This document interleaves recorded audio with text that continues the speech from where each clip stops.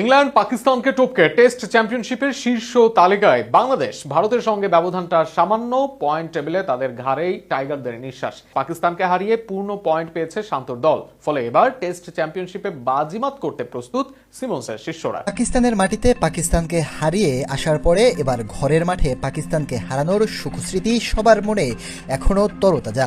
আর সেই সুখস্মৃতি আরও বেশি রোমাঞ্চিত করবেন যখন আপনি দেখতে পারবেন বর্তমানে আইসিসি ওয়ার্ল্ড টেস্ট চ্যাম্পিয়নশিপের স্ট্যান্ডিং টিমে বাংলাদেশের অবস্থানটা পাকিস্তান কিংবা ইংল্যান্ড ওয়েস্ট ইন্ডিজের চেয়েও উপরে।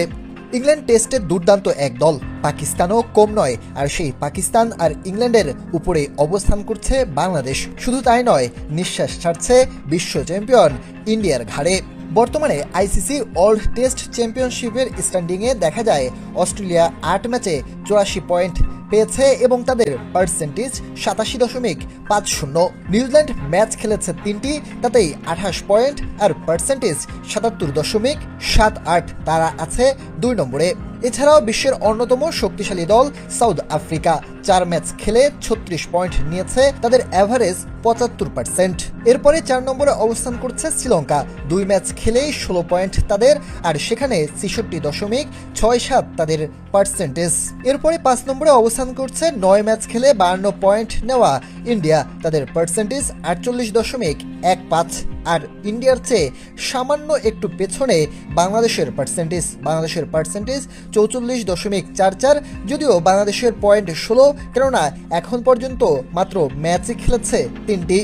অর্থাৎ যদি শ্রীলঙ্কা পরের ম্যাচে হেরে যায় তাহলে বাংলাদেশ শ্রীলঙ্কাকে টপকে যাবে। এদিকে বাংলাদেশের সাথে হেরে 7 নম্বরে নেমে গিয়েছে পাকিস্তান। তারাও সমান 3 ম্যাচ খেলে তাদের পয়েন্ট বাংলাদেশের চেয়ে কম 12, আর পার্সেন্টেজেও তাদের 33.33।